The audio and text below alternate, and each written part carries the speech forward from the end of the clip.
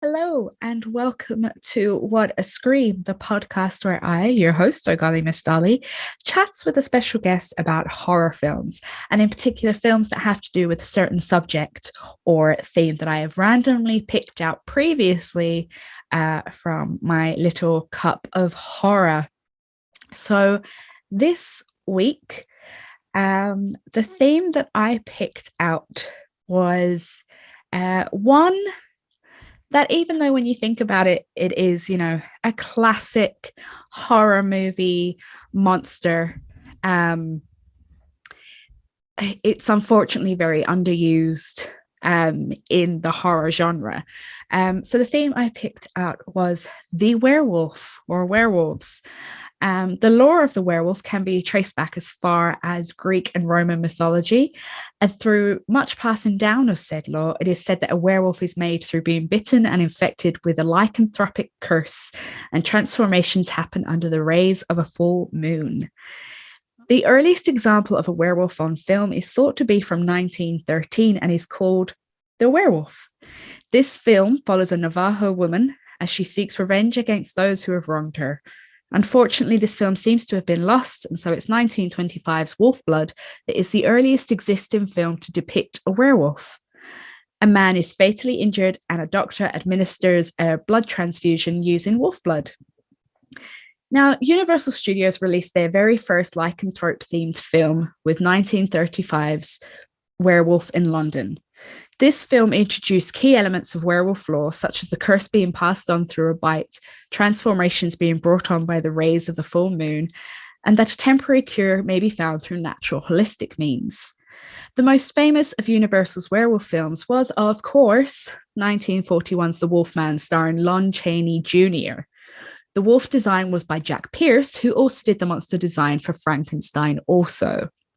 Now, we are going to take a huge 40-year skip forward to 1981, where the werewolf had a bit of a revival with the release of John Landis's American Werewolf in London, Wolfen, and Joe Dante's The Howling.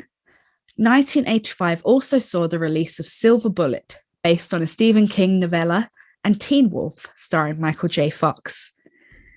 Now, jumping again, 2000 saw the release of cult favourite Ginger Snaps, starring Catherine Isabel as a teenager dealing with more than just the usual amount of bodily change puberty brings. The British werewolf film Dog Soldiers was released in 2002 and was written and directed by Neil Marshall. It follows a group of soldiers in their fight against werewolves. We then got the release of the extremely stylized Underworld series, which saw vampires and lycanthropes in a battle against each other. Also within the same year was Van Helsing and Cursed. Since then, it seems mainstream Hollywood has kind of forgotten the werewolf, and there is no more big budget or hit lycanthropic central films, unless you want to count Twilight, but those wolves are more of the shapeshifter or skinwalker lore of indigenous tribes across the Americas. Now, this week, my special guest is Kyasia Fields, founder of the KyFX Horror Group, host of Monstrosities Voice Podcast, and special effects makeup artist. And together, we are discussing two werewolf films that we feel are pivotal to the genre. 1981's An American Werewolf in London and Ginger Snaps from 2000. So I would like to welcome to What a Scream, Kyasia Fields. How are you? I'm good. How are you? I'm okay. How are you dealing with the insanity of the world right now?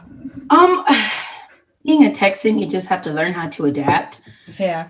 I remember just being on social media, seeing so many different survival tips that I never thought I'd have to use, because granted, growing up in North Texas, it snowed every now and then. It would ice, but nothing to the capacity of what we had experienced, and especially with the rolling blackouts and the power outages and no water. That was just really intense. So I'm just glad that's over. Yeah, I was seeing it all on social media, and I just, you just can't believe that would happen, kind of. You're like, what is the past year? What is it? Like, honestly, I saw a tweet that said, because I'm really heavy on Twitter, that said 2020 was testing our our health, but 2021 looks like it's testing our survival skills. And it's like, what's next? I'm like, I don't want to I'd much rather watch horror movies and deal with that instead of like actually living it in my real day. For anyone that doesn't know, would you like to introduce yourself and let us know what you do? Awesome. My name is Kyasia Fields. I'm the owner and founder of KyFX Horror Group, which is a multimedia platform that helps to support inclusion in the horror genre, which highlights BIPOC, queer, disabled content creators. On the website, I'm also the host of Monstrosities Voice Horrors and Touch Conversation, the podcast for Black Horror by Black Horror. And also, I am a special effects makeup artist, so I have my hands in a little bit of everything. You do. It's great. I'm a big fan of your podcast, as I said. I love it when you do like breakdowns of films, because, I love hearing other people's point of view for films that I love as well. So how did you get into horror? Well, growing up with my dad's siblings, my parents are relatively young, so their younger siblings are younger. So, and I was born, my parents were really young when I was born. So I was just like hanging around them, and they were like in their early 20s, like how I am now. Mm-hmm. And, they watched horror movies. And I can remember my dad's younger sister is till this day, a horror fanatic. I can call her up now. We can spend hours on the phone talking about horror movies. But I used to always like run after her. And so she would go to the theater to watch horror movies. And she's like, you better not be scared. I'm like, okay.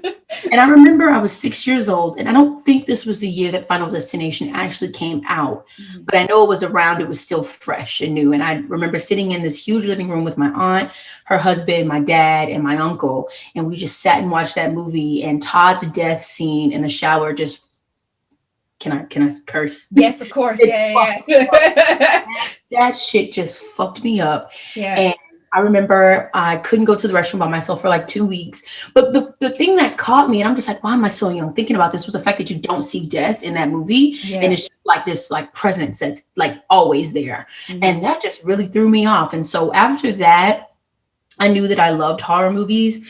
And it wasn't really until end of high school or early college that I started to be more vocal, because I grew up very religious. Yeah.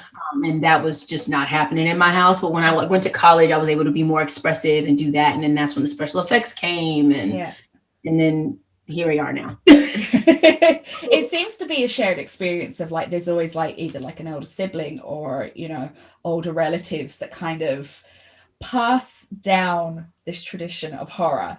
Absolutely. It's a very kind of unique thing when it comes to horror movies, is that you don't see it with like romance movies or thriller movies, but with horror, it's passed down generation to generation. I mean, in my experience, I was the older sibling, and I passed it down to my sister, and I kind of hope to pass it down to my son as well, hopefully. But yeah, it seems to be a very unique thing for horror fans. Yeah, my uncle, we went to dinner about 2 years ago for my cousin's graduation, and we were just at dinner, and I look, and he has this huge Michael Myers tattoo. I'm like, dude, I'm in the right family. He's like, yeah, I want to get like Chucky and all this, and I'm just like, I'm in the right family. This is the great family. Like, and are you influenced by any sort of film in particular for your work in special effects makeup? I love zombies. I love, as of recently, I've been taking a lot from The Walking Dead. And fun fact, I actually never really watched the show. I just like the makeup. So I watch more behind the scenes. But also just like that very, like, I don't know, there was like an era of like this like pale green, like animated looking zombie. Yeah. And that's just been like my like kicker. Like recently. Also, I'm a huge fan of just like classic blood and wound work. And then of course we're going to be talking about, the films, and just that, like just grotesque, like flesh hanging off, blood, guts, gore, wound work. I think it's brilliant. And actually like a big like goal and dream of mine is to work on a medical show like Grey's Anatomy, actually study A&P and to like do the special effects and replicate. I think that is just the coolest thing ever. That is amazing. Yeah. I'll sit and watch like Grey's Anatomy, not for the content. I'm just like, oh, I want to see that. Yeah. I want to see that organ, like that organ, you know? So yeah, those definitely classic zombie films and also werewolf movies as well. So yeah. So talking of werewolf, it was our theme for this episode. What are your thoughts on werewolves and werewolves in horror films? I think that werewolves are, even in a genre that is completely like outcasted, right? I feel like werewolves are that outcast within an outcast. Most of the times the tropes of the werewolf is a person, someone that has like a deeper inner sadness or conflict, because like you can always compare like either like a coming of age or like dealing with the animalistic tendencies that we have inside of ourselves that kind of become derooted whenever you're dealing with, you know, a werewolf becoming this otherworldly beast. So I think that's kind of where that stands. It's like it's an outcast in an already outcasted genre. So I think werewolves are also extremely misunderstood. Of course, when you dive deeper into the films that we'll talk about, it's just like, it's just understanding your body. It's very like, it's like a lot of body autonomy with that. So it's really just like trying to like understand what's going on in your body, and it's so drastic and so dramatic, you know.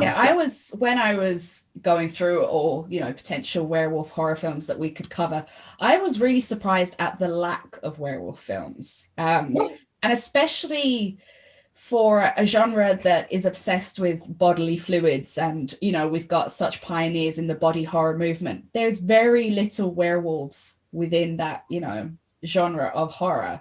And I was just really surprised at that. Why do you think it is so kind of shunned? Again, like I said earlier, it's kind of like the outcast of the outcast. For example, like the whole concept of the vampire is very simple. Okay, you get bitten and then you turn into this thing and you are that for the rest of eternity, or you're damned to this for the rest of eternity. But I feel like there's this like unknowing of like what a werewolf is, where does it come from, why do you go through these changes, or just like the rules of like werewolves. Like of course we have like the garlic and not the garlic but the silver and all of that, but it's just like there's still this misunderstanding of like what exactly a fucking werewolf is and or why it's there, you know what I mean? So I feel like that is kind of just like, okay. And then I feel like, especially with the staple films in the genre that talk about coming of age or just like understanding yourself and your body, or your pretty much like transformation films. It's just like, I would love to see a werewolf film that touches on that and then something else, you know, like go beyond just the coming of age or just the singularity of just like your body, like, you know what I mean? I don't know. No, I definitely get you. I mean, looking back through all the werewolf films, it very much seems like it's either, you know, a comical character, very much, or so it's a side kind of character. You know, it's never like the main character, apart from the films obviously we're going to talk about. It's never, or then we've seen it in kind of like the Twilight kind of, you know, it had, although they weren't really werewolves when you think about it, they're more of like the indigenous folklore of skinwalkers and that kind of thing. That's a whole nother story. Yeah, exactly. That's portrayed. So so I feel like the werewolf kind of gets a bit of a bad rap, unfortunately, but it, as you said, it could go so many places, and if only it was explored, you know, as much as it could be. I feel like I mean, of course, again, with the films that we're going to talk about, there's like this like inner aggression. And it's interesting that you say Twilight, because even in comparison to Edward, I wasn't a big Twilight fan as a kid, but like even for like, you see like Bella and Edward, and they're like very like pasty, pretty, nice vampires. You have Jacob and his crew, and they're like mean, vicious.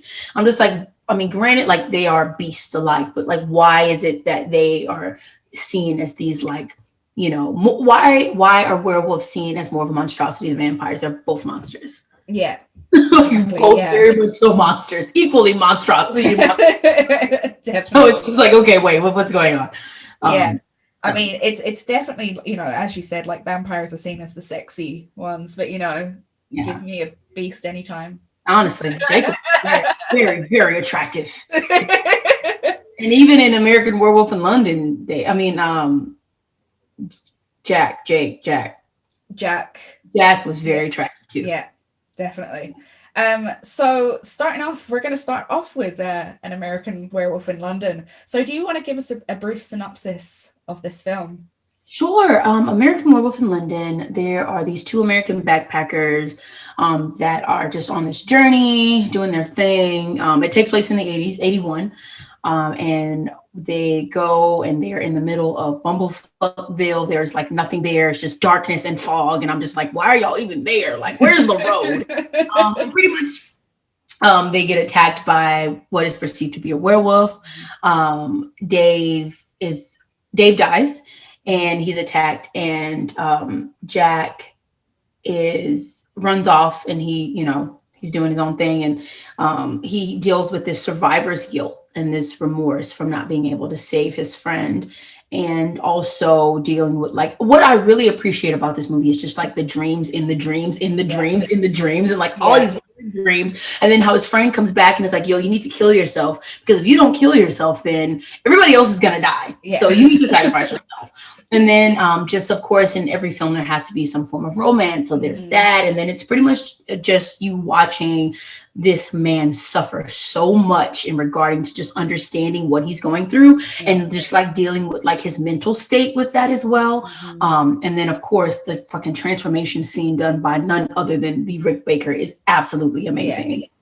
So, yeah. I don't want to give away the ending because that's very bleak and just like, whatever. But John Landis did a wonderful job.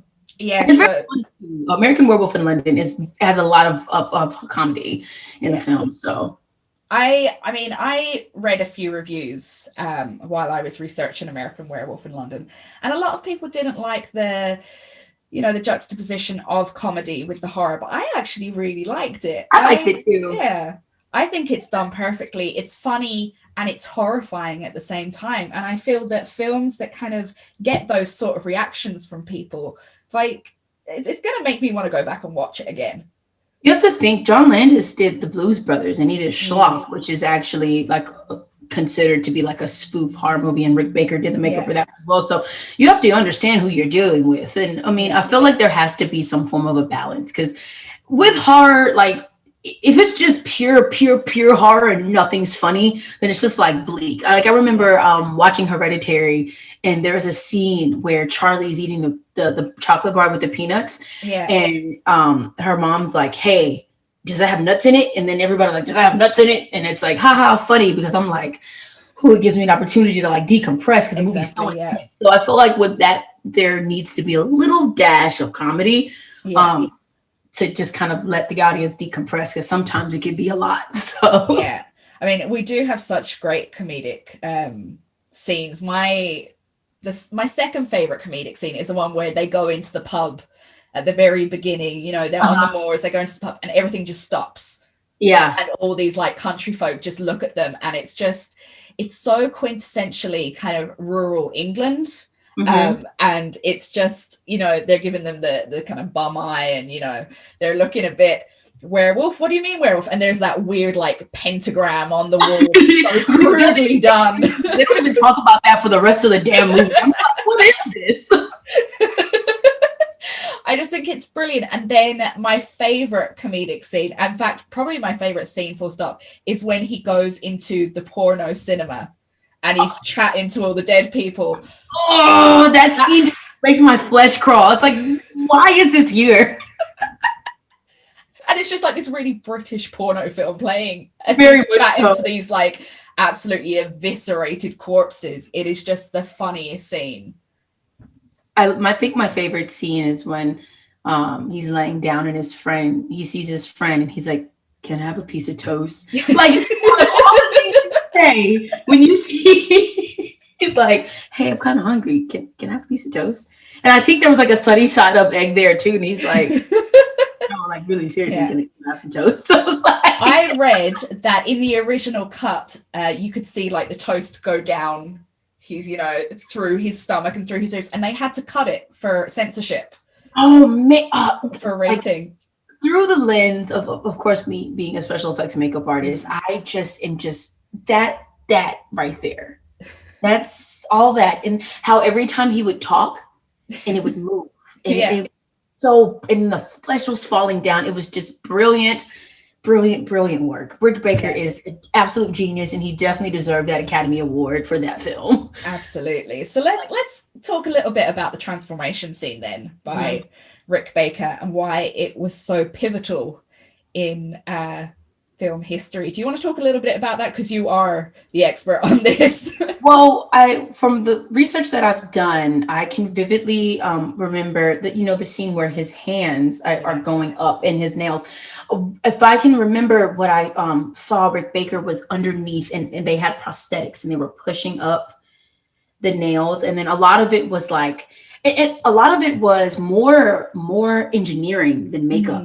I watched a video of him in his studio, and he was talking about all like the engineering that goes into like all of the apes for like Planet of the Apes and Mighty Joe Young and American Werewolf in London, and how like this is the early 80s, and how he would partner up with these engineers and work on the animatronics. And it's so much more than makeup. It's so much more. It's technology, really, and especially during that time. And it was really brilliant. And also, I was watching an interview with John Landis, and John Landis said that because the whole tale of werewolves werewolf films is like a coming of age, then that actually was supposed to be seen as like a male version of like, them and their sexual desires and just like dealing with your body and your hormones, and how he's like, it's so hot, and he's like ripping his shirt off. And it's like dealing with that, coming of age, puberty kind of, adolescent type deal. And it was beautiful. And how they had Blue Moon playing in the background, and how all this upbeat music is playing, and he's like suffering, and you really feel for this guy. Like, dude, I'm so sorry, I can't help you. That is one of the most intense transformation scenes I've ever seen in my life. It is. It's one of those kind of scenes that makes your skin crawl, because it's like you can almost feel the bones, forming into another shape. And it's so painful to watch. Even now when, obviously we've had the era of over CGI that was like the early noughties. And, now there seems to be a bit of a hark back to proper makeup effects. But just watching that is just, even thinking about it now, I'm like, blah. It's very uncomfortable, but that is the beauty of the artistry. Rick Baker is a genius, and when he was talking about it, he's like, we just did this and did this and did. I'm like, that is so difficult, but you're making it sound like it's so easy. It's so punk as well to do like DIY kind of like, right. He's like, so what I was doing is I was underneath, right, the camera's here, I'm underneath, I'm just like put it up right in time, and it's amazing. It's so amazing. And then of course, really in the movie, he only has two big transformation scenes. That really go forth. But also, the movie's pretty gross for the 80s. It is. The movie's pretty gross. That car crash conjunction scene was really intense. It was like watching the domino, like watch domino go. It's like watching that. I was like, what the fuck is going on here? But it wouldn't be a John Landis film without, car crashes. So let's talk about the music then. One thing I found really interesting was all the songs used are about the moon. And I really loved that. I thought that was really interesting too. That when I was watching the interview with John Landis, he said that's pretty much like that juxtaposition of having like this upbeat, bright music in a room of just pure pain and suffering. Especially the ending.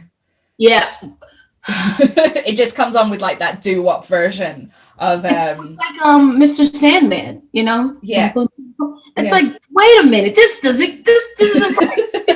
What's going on? I feel for, what was her name? Her name was Alex, right? The nurse. I think so. I just felt so bad for her in that last scene, because like that another trope of just like true love can defeat the curse of like the werewolf, and then she's staring at him like, please, and he's like, I'm sorry. Boom, boom, boom, boom, boom, boom, boom. He gets shot up, and it's just like, what the fuck? That engine, it still makes me jump. Still, I've watched this film so many times, and it still makes me like, and then you've got so much like shock, and then all of a sudden that fucking music comes in, and you're just like, it's so sudden. It's like dead music in credits, and it's like you're left feeling really empty. Thanks. So would you recommend an American Werewolf in London to horror fans? Absolutely. American Werewolf in London, of course, like with films like The Howling and then, of course, Ginger Snaps, it definitely is foundational in regards to modern horror. Of course, you have like the original Universal Monster Wolfman, you have that. But in regards to like modern horror, American Werewolf in London is it. It has the balance of humor. It has a balance of gore. It has a deep, meaningful message, of course, which is like dealing with survival's guilt and dealing with that remorse of, not being able to save someone that you care about from whatever, their demise is.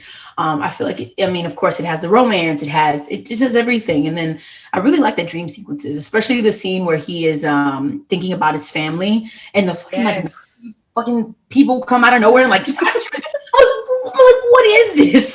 So I definitely would 10 out of 10. It's a great film. Yeah, like you said, it is a film that, it has its depths, it has its like underlying themes, but it's also a great film to just pop on if you want to have like a movie night with your mates. Yes, and watch everyone squirm in uncomfortability. I don't think I've I don't think I've ever empathized with the character more in regards to physical bodily pain. Yeah. I don't really like a lot of body horror unless I'm watching it for inspiration for my work. But like, for example, I don't watch The Fly. I don't have any interest in watching The Fly again. It's a great film, but I just can't. But if I'm feeling inspired from our work, then I'll watch it. It's kind of like that scene in American Werewolf in London. It's like, dude, that is so uncomfortable for me. Yeah. So. I'd be the same. I'm not mad into body horror. I watched The Fly and I was incredibly more grossed out than I thought I would be, because I watched the original one, which is obviously from way back in the day. And then you watch the one with Jeff Goldblum and it's like, I thought I was going to get sick at one point, and that never happens to me. And I wouldn't really connect well with body horror on an emotional level, but then again, I don't think you're meant to really. But when it comes to werewolf transformations, there's something so kind of linked with humanity, is that we all go through bodily changes and they're all painful, or we see people who go through changes that are painful and we can't do anything to help them, basically. So it's, as much as werewolf films get shunned, there is this kind of like deep human connection that I have with them anyway. Yeah, especially just dealing with the animalistic instinct that we all in fact have as human beings. Especially going back to what we were talking about earlier, in times of survival, in times of natural disaster, in times of fucking pandemics. It's kind of like that instinct to kind of like tap into. It's like we all have, at the end of the day, we're pretty much all equal, so it's interesting. And I, especially like going into like Ginger Snaps, I can relate more to that. I was talking to someone earlier. I was recommending the film to them because they're kind of getting into horror more, and I was like, oh, please watch Ginger Snaps. And I said, I would have totally appreciated this film as a 7th grader or in 7th and 8th grade. I didn't watch it until I was an adult, but I'm like, I totally appreciate this film more as, a preteen, a teenager. This is so beautiful. Yeah. I did see Ginger Snaps when I was about 16. And I think that's why I fell in love with it from the get-go. Yeah, the movie came out when I was 5. So I feel so very young. 2000, I was definitely 5. Because I was like, Final Destination came out, I think in like 2001 or like 2000. So I was like, I was like 5 or 6 whenever those movies 2001. So if it was 2001, I would have been 12. Okay, so a little bit younger, but I definitely saw it. But that makes me feel really old still. Thanks. So getting on to Ginger Snaps, I will give a brief synopsis. As we said, it is a 2000 Canadian film, starring Emily Perkins and Catherine Isabelle as two sisters who are obsessed with death. They take photos of themselves in death positions. They make a death pact because they hate their town so much, and they think that if they can't get out, then they might as well kill themselves. It's pretty deep. And then one night, Ginger, who is the older sister, gets her first period, and this attracts a werewolf, which is just mad. And she's bitten, and then she starts to go through the change, as we say. Obviously, you love Ginger Snaps. Why do you love Ginger Snaps so much? One, because I grew up in the suburbs, so of course it wasn't as dramatic of, I want to like kill myself. Of course not, Yeah. I am not a fan of suburban living by any means. It is just I hate it. So like again, I said I would appreciate this movie a lot more if I watched it in 7th, 8th grade. Yeah. When I wasn't as dramatic as Ginger and B, but I definitely was like, I hate it here. Like, please, I just into the city, big city, you know, and just explore and do my own thing. But also, I really just appreciate the production that came into those photos that they took at the beginning of the movie. I know, right? Holy crap. But I remember the first scene after the opening credits, and the teacher's like, "What the fuck?" I feel like the students appreciated the artistry of it more. They're like, "This is great." And the teacher's like, "I'm disturbed right now." I mean, coming from a time where we didn't just have, be able to take photos on our phones and be able to see it then and there. It was, you take the photos and then you had to go get them developed. Exactly. Like, they were really good at their art. That was good stuff. So I was like, okay, I'm very impressed. So yeah. So we do see this. They are, they feel very trapped in their suburban world. They don't feel like they fit in at school. They are the outcasts, which I guess then mimics the werewolf kind of theme, as you were saying earlier. What did you think of the relationship between the two girls? As an adult, now looking at it, that was very toxic. Yeah. Very toxic. Especially because of, obviously, Ginger was the more dominant sister, and B was more. So, of course, being the youngest, she was just very, oh, I'll do whatever you want, Ginger. We made a pact, whatever. But there was love there, of course, especially that ending scene where, of course, Ginger is not even Ginger. She's like a thing, and B's laying on top of her, and it's like that love. But it was definitely a lot of like young, toxic, just shit going on. Like, hey, I'll do this if you do this. And I didn't feel like there was a lot of I don't know. It was weird. The dynamic between them two, of course, you can tell that they were sisters, but it was also just very strange. Yeah, and I think definitely when we look at their family unit as well, the mother is very strange, like announcing to the dinner table that Ginger has her period. Like, it's like, oh, there was no. And I hate to hop around, but the scene at the end, right before they get to when they get to the greenhouse and B's getting ready to go to go get Ginger the root and injector and all that.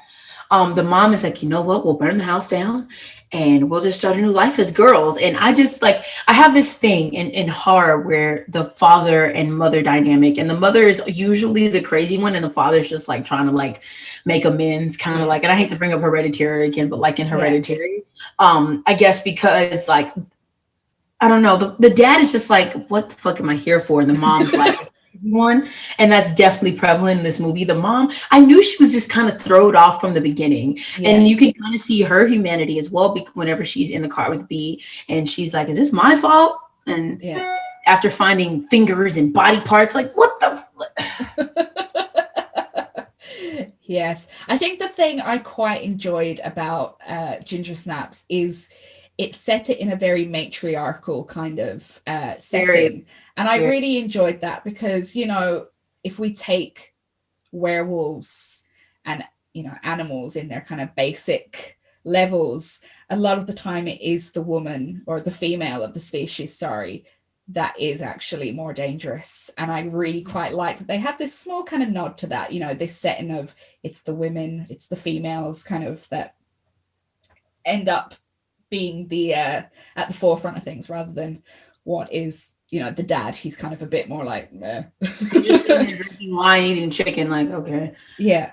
I really appreciate, because It Follows is one of my favorite horror movies ever. I kind of appreciate that little like nod of safe sex in that movie, especially I forgot his name, but the guy the guy that Ginger sleeps with or whatever, but how that kind of goes into, how whenever they went into the nurse's office, she's like, hey, protect yourself. And then whenever right before she gets her piercing, her sister's like, did you use protection? And in B's eyes, it's like, hey, we're protecting him from him getting infected from the werewolf infection virus, whatever.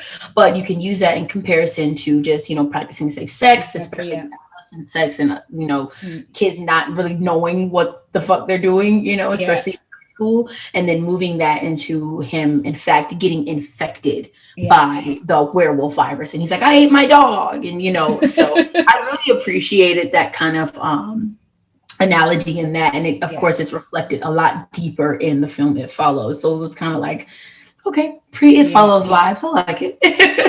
I mean, Ginger Snaps, it is basically a film of a big metaphor, isn't it? We've got this, the theme of the werewolf is actually about puberty and bodily changes. How do you think it dealt with that? I feel like it, of course, in a very dramatic fashion.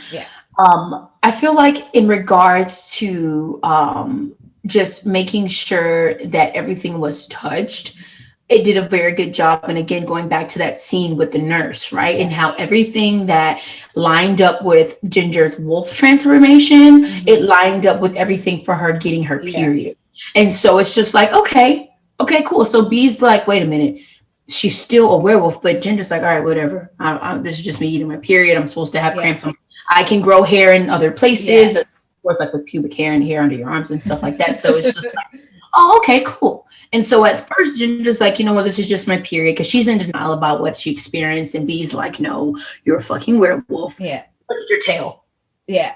So I think that's the interesting part of Ginger Snaps that I really liked is how everything lined up with the transformation and everything that you experience as a young, I don't necessarily want to say woman or person with a vagina, and how you experience the period. So Bridget says a great line. She says, something's wrong, like more than you just being female. And I thought that kind of summed it up perfectly. Yes. Absolutely. And I think I call her B because that's what they call her in the movie, but B was a wonderful, she really would just went to bat for her sister.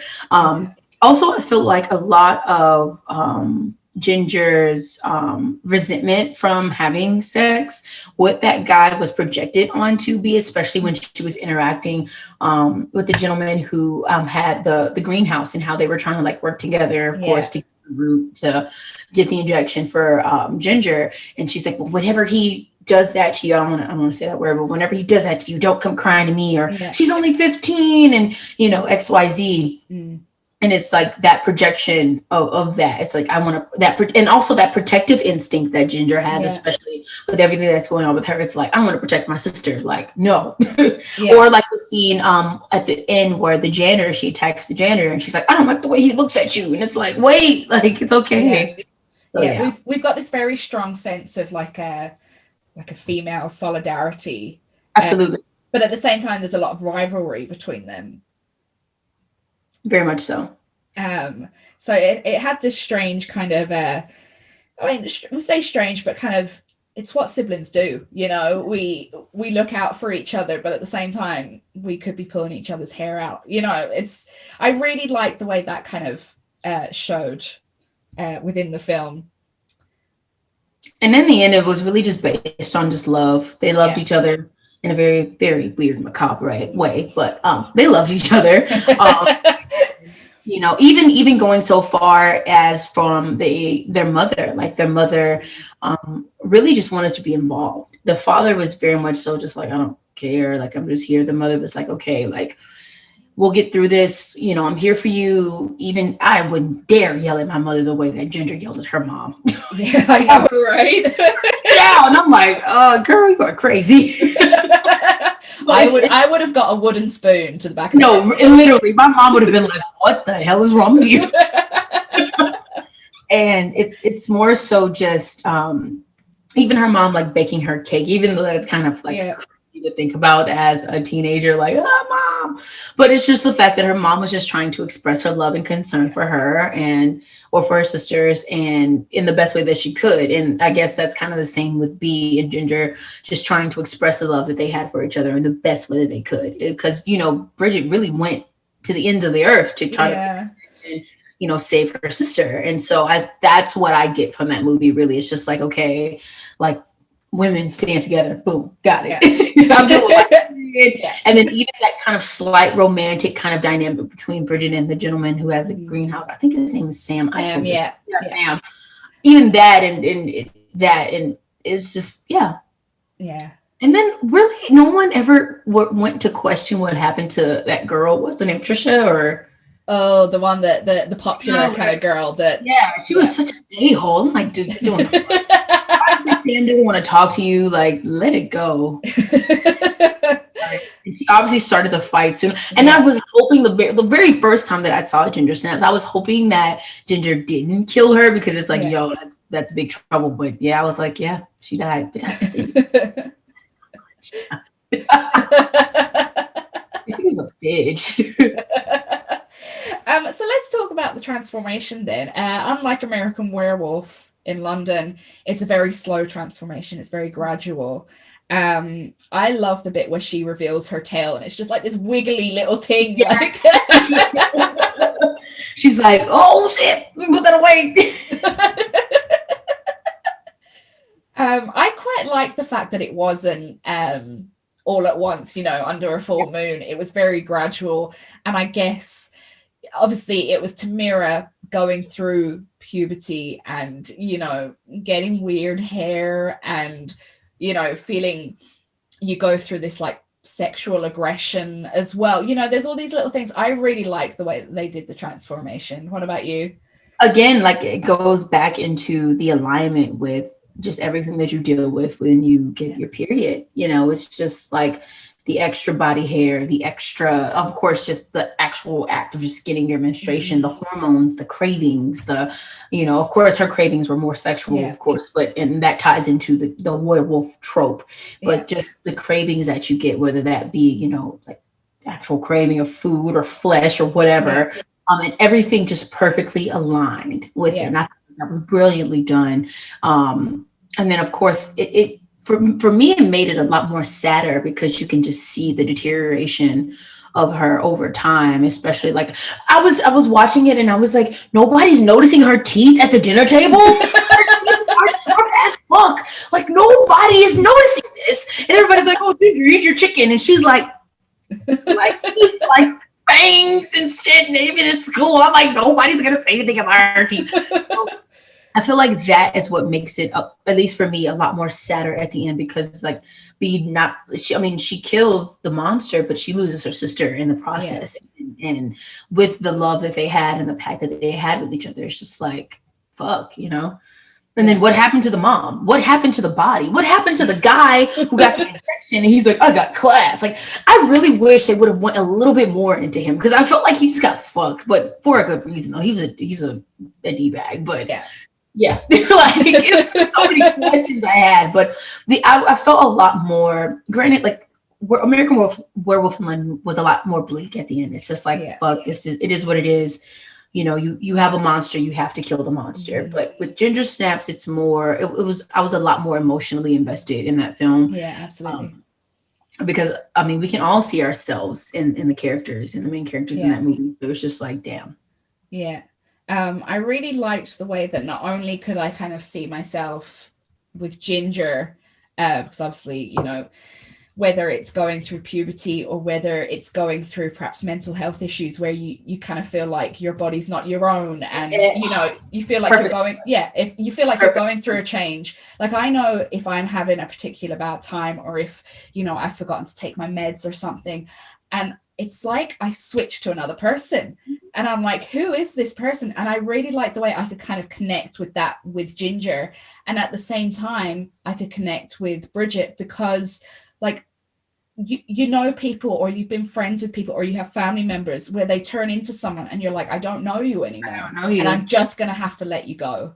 I'm just going to have to cut you out of my life. So maybe I'm just reading way too deep into this. No, I feel that, I deal with mental health issues myself. And so that is definitely prevalent. I feel like Bridget was definitely that grounding, or she wanted or tried her best to be that grounding force for Ginger. But unfortunately, it's just like with the game of life, sometimes you have to just let things go, especially it's a little bit more difficult when it's like a family dynamic. But that movie is damn good. Yeah. So many levels. So many levels. Like that's damn good. So I take it you would recommend it to people then? Absolutely. Again, like you talk about your you wanting to have horror be a part of your son, and I'm just like, you know, when that time comes and I do have children, I would love to show my kid ginger snaps. Like, here, look, here. Like, cool intentions, right? That movie, and then it's like, no, wait, we're gonna watch ginger snaps. Yeah. Coming of age horror films for sure. It is. And do you think it is a good piece of feminist horror cinema? Absolutely. Of course, you deal with the transformation of the body, but you also deal with, especially with Ginger, the owning of a body, because there's a moment in the film where she's confident. She's like, hey, this is who I am. I want to do this. I'm, you know, being a lot more expressive outwardly with how I'm feeling with my bodily changes. And that is what it's all about. It's about taking back that, you know, confidence. And even in a scene where she's laying down, either before or after Bridget pierces her belly, and she's like, I was just a lay.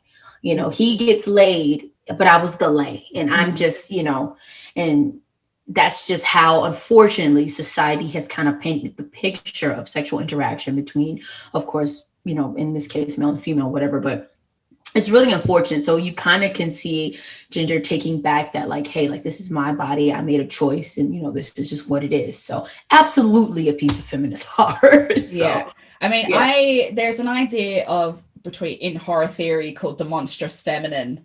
And usually it's like, we see it with witches and horror films that are like, oh, women are evil, or, you know, anyone that's not like a cis male is evil and must be destroyed. Whereas I feel that Ginger Snaps took the idea of the monstrous feminine, but owned it, but was like, yeah, we can be monstrous. And if that's okay. Yeah. But if monstrous means burning down everything that we've been told is the norm and should be, you know, societally acceptable, then fuck yeah, I'm monstrous. Fuck yeah, I'm going to burn the world. Like, that's the beautiful part, again, about just horror. You can take something so plain like the werewolf movie and turn that into something that's powerful, and turn that and take those messages and use this type of film to convey those messages. And women are awesome. So yes. That's what I'm kind of hoping that, I mean, I was going to ask you, what do you hope for the genre of werewolf? But I think that's what I kind of hope, that it will be used as a societal kind of conversation and commentary, hopefully. Absolutely. It's more, again, it kind of goes back into like the premise of me creating the podcast, right? Monstrosities Voice, because as being, I can speak as my experience as a Black person living in America, we are seen as a monstrosity here.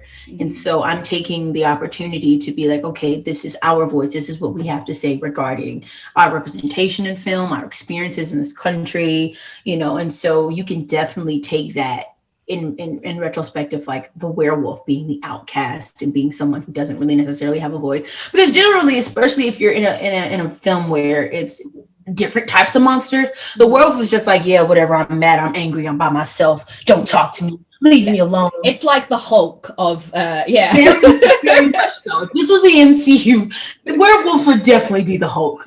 Just like, I'm misunderstood, nobody understands me, I'm angry, I'm mad, like, you know. And so you can kind of, you know, you can tell so many stories through that. You can touch so many people through that, you know, because at one point in our lives, we've all felt like the outcast. We've all felt misunderstood. So I feel like you can definitely touch the audience and diving deeper into why this trope is this trope and why this monster is represented in this way. So, yeah. And out of the two films that we've covered, if you had to only recommend one to a horror fan, which one would it be? It would have to be Ginger Snaps. And maybe that's the womanist in me, but I love Ginger Snaps. Me too. It was great. Even down to, it's great. It's great. It's a great movie. And again, I was a lot more emotionally invested in Ginger Snaps. But then we're not discrediting American Werewolf in London by any means, because that movie is absolutely brilliant as well. You know, so, but I definitely, if I want to pick your brain a little, I would definitely recommend Ginger Snaps. Yeah, absolutely. And I think I think it's such prime viewing for, you know, kind of assigned female at birth people, but also, you know, cis males as well. I think they should be made to watch this film. Yeah, like, we're gonna sit down and watch this film. Like, who's a heterosexual cisgender male, and me being like this pansexual, non-binary person, I'm just like, watch this movie right now. Watch it. Watch it. You need to watch it. And he's like, okay, cool, I'll watch it. Because he's definitely like more of one of, he's definitely a feminist as well. So he's like, okay, I'll watch it. You know, so I think it's very informative. I think it brings perspective in regards to just the bestiality that we do, not bestiality, but just like the beast that we deal with of like, people that have vaginas dealing with periods. So it's just like, you know, so. Yeah. So Ginger Snaps for the win. Ginger Snaps gets the dub. Yeah. In the Battle of Werewolves. It comes out on top. Don't get me wrong, man. That werewolf transformation scene hurt. Yeah. That hurt. That hurt me. Like, I'm like, my nails and my hands. I love that scene. And it's like, and Britt Baker's underneath, like, okay. And I've been on set. I've done movies. So I know that satisfaction. Yeah. Throwing blood on someone and it hits the scene like right on the time. It's so awesome. I can only imagine how he felt watching that scene come together and watching that. It was as a special effects makeup artist, it is no other feeling. So, and through that lens, I appreciate that movie for sure. Yeah, absolutely. So to end this little segment, I always ask, what is your favorite horror film? It changes every week. It really does. But if you want to, I love Halloween 1978. But then I also love Black Christmas 1974. I love Black Christmas. They're like sisters, big sister, little sister. And the reason why I love Halloween 1978 is because there is little to no blood, and I still have nightmares about Michael Myers. And I'm 25, almost 26, and it is just a brilliant movie. I love that movie so much. That's my favorite horror film. You mentioned, and I also love the Rob Zombie renditions. I don't care what nobody says. People get on my ass about that, and I don't give a fuck. I don't care. I love, even though Rob Zombie is extremely problematic, what the fuck ever. I love more so the first one, the 2007 Halloween remake. I love that movie. I don't care. I love it. I'm with you on that. And like, I almost feel like it's such a guilty secret. I'm like, really goes off about it and mouths off, and I'm like, I actually really like it. No, I have a poster in my kitchen. I have the movie poster in my dining room, and I'll like make Snapchats, and I'm like, I just want to let y'all know I'm a fan of this movie. I don't care. Now, after fucking Devil's Rejects, I don't know. After his movies besides Halloween, after Devil's Rejects, I don't know what the fuck happened, but I love that movie. Same. I was such a huge fan of Rob Zombie from like House of a Thousand Corpses, Devil's Rejects, and then now it's like, dude, it kind of. Three from Hell, and what was it, 31? 31. I was just like, what did I just watch? It was intense, and then especially thinking of it more just being like culturally insensitive. I was just like, I don't really appreciate it, but I mean, hey, what the fuck ever. But I love Halloween 2007. I don't care. You're proud of it. I remember just thinking it was so brilliant that we got a cool backstory, because on one end, right, you think of Michael Myers as like just this like kid that killed his family, right? And that's great. That's scary because it's like you come back, 11 years later, whatever, and you still are looking for your sister. You hate your family that much. And then in 2007, it's like, oh, okay, we see why you hate your family that much. Yeah, I really enjoyed the backstory. A lot of people gave out about it, and I was like, no, dude, I really liked it. It spiced things up a little bit. You know what I mean? Exactly. Yeah. You know, he always has his wife in the movies, so yeah. Doing a bit of Tim Burton on that. Employed. Yeah, that's my favorite. If the general question of like what's my favorite horror movie, but like as of right now, Hereditary. Okay. Yeah, Hereditary. I couldn't sleep for 3 days after watching that movie. I watched it a couple of times, and I thought it was all right. But I think, okay, so I think I watched it 2 times while I was very, very tired and very like, oh yeah, I just want to be on my phone kind of tired. So I don't think I was in the right mind frame for watching it either time. But I definitely want to revisit it. The first time I seen Hereditary, granted, I'm coming off this extreme high horse of Get Out completely. Get Out is the reason why I do the work that I do now. So that movie is it. But I remember, because I'm big on Twitter again, and I'm watching everyone say, Toni Collette. And I'm like, what the fuck? Okay, cool. I'm going into Hereditary completely blind. I don't know anything about Ari Aster. I don't know. I just know Toni Collette was in fucking Sixth Sense. That's it. So I'm just like, okay. And I went, and after Charlie's scene, oh my I had to go get a double Jack and Coke because I was so stressed out. This movie was so good, and it was amazing. And I just remember I couldn't sleep for 3 days. Yeah, I will give it that. It is very stressful. It's such like it is. Even though I was really tired and not really feeling it, it was quite stressful. Yeah, the movie was extremely stressful, but it was like, and I live with anxiety, so it's just like, I like this kind of anxiety. It's like for some reason, and again, going back to when I was talking about that husband and wife dynamic or mother-father dynamic, like Steve in the movie was just really trying to help his family, but he's not blood related to these people. Annie and Peter and Charlie are all blood related. So they have this whole entire different thing that then Steve does. And Steve is just really trying, and Annie's fucking crazy as shit. So great movie. I love it. And if you don't mind me asking, what films are you looking forward to being released, hopefully, in 2021? I'm so over this whole pandemic thing, dude. Definitely Godzilla for sure. I have like this cool tattoo on my elbow. You probably can't see it, but I love it.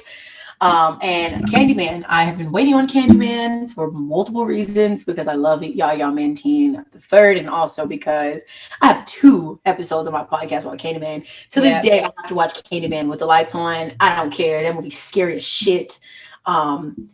And I'm ready for that movie to come out. Whenever it does, I'll be right there front and center. I'm really looking forward to Candyman. I love the original, and then when I listened to your podcast, I had to go back and watch it again, and I'm ready for it. All the trailers and all the little sneak peeks they've put out, I've just been like, it's like I hold my breath every time I've seen them so many times, because I'm just like that person. It's like, I want to see this again, and I just need it. I need it now. I need it. Right. When I was doing my research for the 1992 original, I remember I was in my apartment, and usually I have the lights off, whatever, but I was like, yo, I'm getting kind of spooked out. So I turned all the lights off. I'm recording, and I'm like, I'm so scared. And I'm on the phone with my friend, and we're just talking about Candyman, just catching up. And he's like, would you ever see Candyman 5 times in the mirror? And I'm like, fuck no. Are you? He's like, well, aren't you a horror fan? I'm like, yeah, I'm a smart one. I'm not gonna fucking do that. I'll never do that. Yeah, I love that scene in the new trailer where the 5 girls go into the bathroom and they say like Candyman into the bathroom. It's like, why would you do that? Don't do that? I don't care if it's broad daylight, 10 a.m., like sunny side. No, I will not do that. This is something you don't do. Just like, well, growing up for me, I had Bloody Mary. Like, don't say Bloody Mary. Of course, don't do that. This is an unspoken rule. You know what I mean? So, I still won't say it. Yeah, no, I call me a wuss or a wimp. I don't care. I will never do it. So. Yeah, I'm a grown woman, over 30. I have children, and I still will not look into the mirror and say it. My thing is that Candyman, fortunately, is a type of villain who, if you don't mess with him, he won't mess with you. So I'm good on that. Freddie's like, hey, you really, if you're on my path, you're done for. Yeah. Mess with me, I won't mess with you. And I'm like, I agree with that. I'll leave you alone. Thank you. So yeah. Okay, thank you so much for being on the podcast. I had a blast. Like, fun. Yeah, I had so much fun. At the beginning I was kind of like, oh, werewolves, there's not a lot on them. But actually, when you have like someone to chat to and kind of bounce off, there's so much more werewolves than just, beasts that howl at the moon. Absolutely. We didn't even really talk about the moon. Yeah, full moon, whatever. Well, yeah, it means whatever. touching lastly on werewolves, I think my other favorite werewolf transformation is Michael Jackson's Thriller, which was done by Rick Baker and John Landis, wasn't it? That is actually, people ask me what inspired your special effects. Watching the making of Michael Jackson's Thriller inspired special effects. So I was sitting there and I was like, I can do that. Yeah. And when the girl is like reaching out, he's like, get away. Oh, that is my favorite scene. I love that scene. He's just like, and then he goes his number, and it's like, oh yeah, werewolves. Okay, cool. So I owe it to Rick Baker and Michael Jackson for me having a career in special effects. Brilliant. And Rick Baker's just so fluid. He's like, yeah, you know what? Just do this and this. And I'm just like, it's not just this and this. Yeah. And I got to meet him at Monsterpalooza. I think it was 2016 or 17. And he's the sweetest man. He's so very nice. So, yeah. Wow. Rick Baker is incredible. A great. Well, thank you very much again. And I hope you enjoyed it. I did. It was so much fun. Thank you for having me.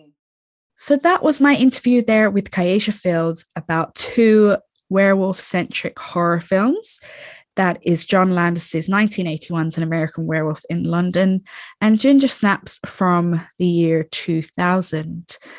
As we kind of discussed and as we mentioned, the werewolf genre is not one that is very used in kind of Hollywood horror, mainstream horror, because it's quite an expensive film to make. When you make a werewolf film, you want a film that is going to show you the transformation of the werewolf.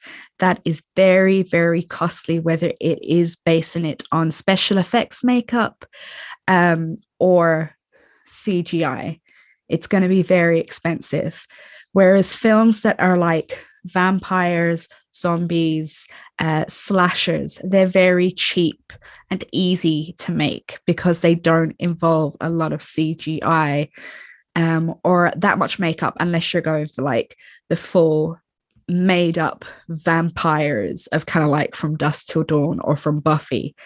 You could literally just make someone pale with pointy teeth and that could be your vampire. Slasher films, you know, they're just human.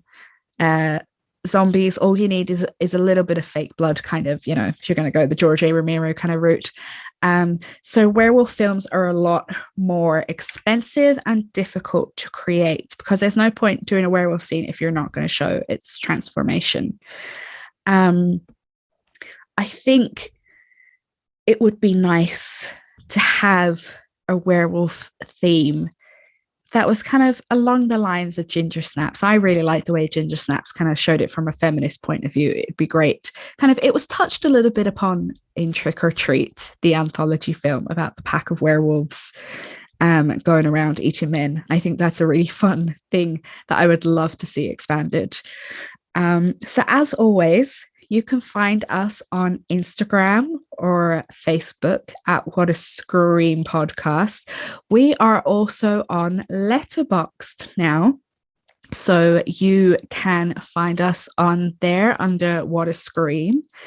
And there you will find films that we have previously discussed and future films that are going to be discussed in future episodes. So you can actually watch along before you listen to the podcast, so nothing gets spoiled for you, because we do spoilerific details, of course. And also, if you'd like to get in touch with us, it's whatascreampodcast@gmail.com if you have any thoughts, if you would like to be a guest on the show. I'm always welcoming people, no matter the fields or walks of life. And that is it. Don't forget to subscribe, like, comment, review, all that fun party stuff on whatever streaming site you are listening to us on. And as always, I hope you are staying safe and you are staying horrific. Goodbye. Shouldn't be scared of Dracula. Shouldn't be scared of